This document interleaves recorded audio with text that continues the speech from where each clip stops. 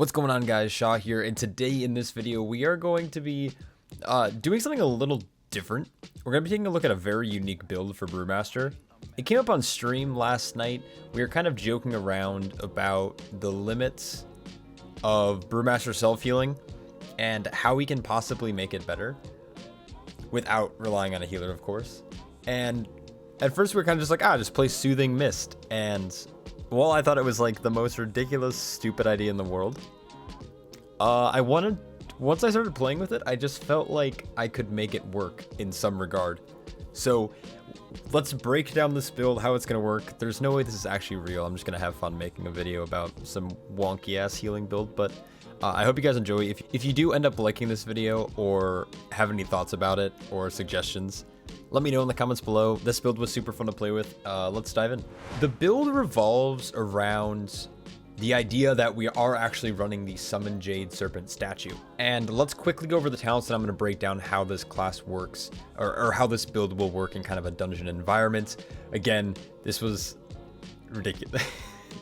I can't even explain this build without like laughing.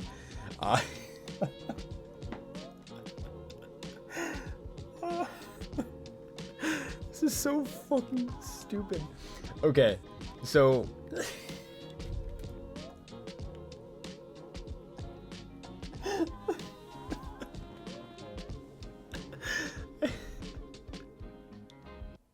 I can't even say it with a straight face. Okay, you're playing. Dude, okay. You got this, dude. Okay. So the build actually revolves around Jade Serpent statue. So for those who are familiar with Jade Serpent statue, it's a talent choice. It like originally was for Mistweaver, and it was never really taken because it's like mainly for single target, maybe in PvP, but essentially you summon the Jade statue at a certain location, and whenever you cast Soothing Mist on a target, it will replicate a Soothing Mist onto that target for 8 seconds, or in this case it's 7.4. I think it scales with haste. So if you're playing like high tolerance, or if you're playing a high haste build, this might be actually lower, but essentially it's healing about 19k over those 7.4 seconds. So as we move kind of back up the tree, you're going to see like a lot of different like healing modifiers. So we have Save Them All, which is when you heal an ally who falls below 35% max health, you gain additional 20% healing for 4 seconds. So this will, with the Soothing Mist, while it's channeling, if we drop below 35% health, our next heal for over the next couple seconds will actually heal much more, therefore allowing us to get even larger Expel Harm healings to get us out of that like kind of low health threshold. We also have Close to Heart, which is increasing our healing taken from all sources by 8%, as well as our allies as well within 10 yards, but again, for solo content like this, it's mostly just for us. We also have Expel Harm having 50% increased critical healing if it does happen to crit. So obviously with this build, we're trying to lean into a heavier crit build for obviously Celestial Fortune plus Profound Rebuttal. We have Chi Wave because we kind of have to pick between these two. Chi Wave is a nice kind of filler, doesn't cost any energy, and it will bounce back and forth, healing you and then doing damage to the an enemy. So not bad healing on this, but it's really as a filler cast. Then we have things like Grace of the Crane, which again is increasing all our healing again by 8%. We have the Vigorous Expulsion, which Expel Harm, increased healing, and crit chance, which obviously has synergy with Profound Rebuttal. And of course, we have to take Soothing Mist to actually work down the side of the tree. You could actually like not take Soothing Mist at all, but you would never play Summon Jade Statue without Soothing Mist, because the only way Soothing Mist actually gets activated is when like Soothing Mist activates the Soothing Mist from the Jade Statue, so you just need them. So this is what we're playing. In order to actually build this deep while still gaining things like Resonant Fists and Strength of the Spirit and stuff like that, we actually had to drop Detox and Spear Hand Strike. Now, I think there is a world where you would maybe drop like Celerity for Spear Hand Strike if you need it, or Spear Hand Strike for Detox, but this is why the build is a meme, because there's no fucking way you would ever actually drop these things, but I just think it's funny. You could also drop Ring of Peace if you want to, if you still wanted to grab both, but then you lose that good utility there. So we're going to be playing this build exactly. I just like having the additional roll, though realistically you probably would want the kick instead. And now in the right hand tree, we are playing into Healing Elixir as a notable change. And then most of our build, because of button bloating with both Soothing Mist and Jade Statue, we're actually trying to optimize our blackout combo cooldown resets with Anvil and Stave to actually speed up our brew process. And because we already have like a filler being Chi Wave, we didn't need to play Rushing Jade Wind, so instead we're playing Special Delivery because we're getting those amped up CDR values on our Celestial Brew and our Purifying Brew. Anvil and Stave and Blackout combo is actually going to have pretty good synergy with Special Delivery. So that's kind of the thought process there. Now there's maybe some optimization. Maybe we don't need to play Bob and Weave and we can go High Tolerance. Maybe it would be better to play Boneless Brew in some situations, but this was the current thing that I was testing. Kind of a unique build. No way this is going to be viable, but this is the highest self-healing build that I can find that doesn't rely on a healer. I can't stress that enough. Brewmaster healing, a good bit of their ability to, you know, self-heal comes from their healer also healing them, because of like the way that it works with Celestial Fortune.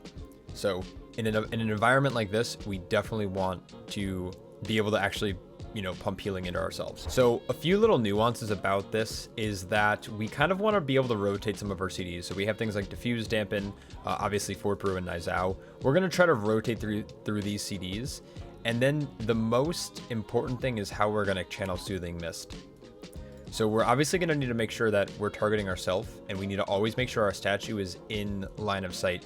If you are not in line of sight of the statue and you cast Soothing Mist, it won't actually cast Soothing Mist on you. So you have to be in line of sight for it to work. You can see the Soothing Mist is on me. There is a buff here. If I go LOS, it'll still channel until it fades. And then if I try recasting again, I'm LOS, so it's not going to work until I come into line of sight. So you can see here. So this is pretty important to note, because if you are in a dungeon like this with a lot of little LOS spots, you need to either constantly place down your statue at your location, or you need to make sure that you're in LOS before you can actually cast Soothing Mist. And now, Soothing Mist does have an energy cost. It costs 15 energy per second you channel it. Now, what's nice is that with the Jade statue, the Soothing Mist from the Jade statue will trigger immediately upon casting it.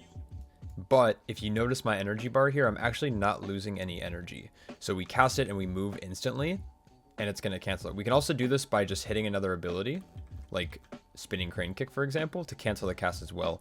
I found that it's better just to stand stills and then sidestep.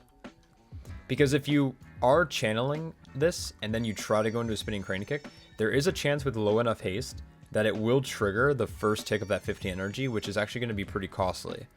So one other thing to note as well is if you're channeling Spinning Crane Kick and you Soothing Mist, it will actually cancel, therefore you won't get your last tick. So you essentially want to put up your Soothing Mist on yourself before you go into a Spinning Crane Kick window with Charred Passions.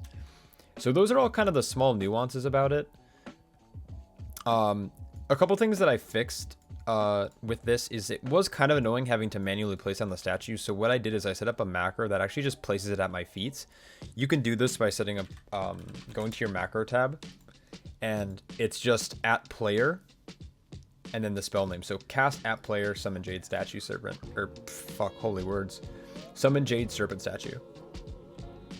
So this kind of prevents me from having to like manage where the statue is exactly, and I can just make sure that I'm in the right position and drop the statue where it is, and then we're chilling. So just like that. I don't think there's anything else. When it comes to the actual rotation, the idea is that every time we blackout kick, we typically want to follow it with a keg smash unless we already have Purify and Celestial Brew off of cooldown. So the idea is if you follow blackout kick with the keg smash, it's going to then make up for not having to hit Tiger Palm. On top of Anvil and Stave, you're actually going to get a ton of CDR with this build. So with all of that, I don't think I missed anything. I think with all of that out of the way, let's get into kind of like a video breakdown of clearing some of these pulls. All right, so right here, we are going into a pull. We're making sure we're applying Keg Smash to get our Charred Passions up with Breath of Fire. We're placing down our Transcendence, placing down our statue. We are getting our Soothing Mist active. I'm pulling in extra stuff, and then I'm going to be LOSing here. Now, again, we have to keep in mind that we don't want to LOS our statue necessarily whenever we're casting Soothing Mist. So once I get everything stacked back up, I'm going to re-app, and then I'm going to move out. Now, unfortunately, I got stunned here, which is a big no-no. And essentially, we're kind of just going through the motions. We're like applying Breath of Fire, we're spinning Crane Kick, keeping our Brewmaster's Rhythm active. We're making sure that we're getting our CDR components from our Blackout combo by using, ideally, Blackout Kick followed by a Keg Smash. Though it's fine also to use it on Celestial Brew or Purify. But you can see the cooldown reduction on our brews are actually quite high. Whenever we dodge an attack, we get 1 second off. And on top of that, whenever we follow a blackout kick with a keg smash, we are also getting an additional 2 seconds off there on top of the 3 already. So the start of the pull is a little spicy. You could see here I'm sustaining about 22k HPS. I think in this pull specifically at the end, I maintained like a 70% uptime on Soothing Mist. You can obviously maintain it higher. Not having weak ores is definitely like kind of a problem. I should either get them or, yeah, I mean I should get them. But kind of a fun, interesting little playstyle with like making sure you're using Soothing Mist to have like a buff up time. But Soothing Mist I think ends up doing a pretty decent chunk of my HPS here. Here, let's see what it ends at. So 18.6 is what I finished at, and Soothing Mist did actually 15% of my healing and nice 69% uptime. Easy peasy. Healing Breakdown's a little unique, but honestly super super fun build. This is not going to be viable or practical in any fucking way, but still really interesting, I guess, right? Yeah, so that's pretty much the build. It's a meme, I know. That's the point. Though it is really interesting to kind of think about being like a brew weaver. Yeah, I think we'll use that. Alright, anyways, let me know what you guys think in the comment section below. Huge shout out to the Patreons who support me with their actual real life money. It allows me to sit and think about shit like this. My mom would be so proud. Anyways, I hope you guys are staying happy, healthy, and I'll catch you all in the next one. Take care.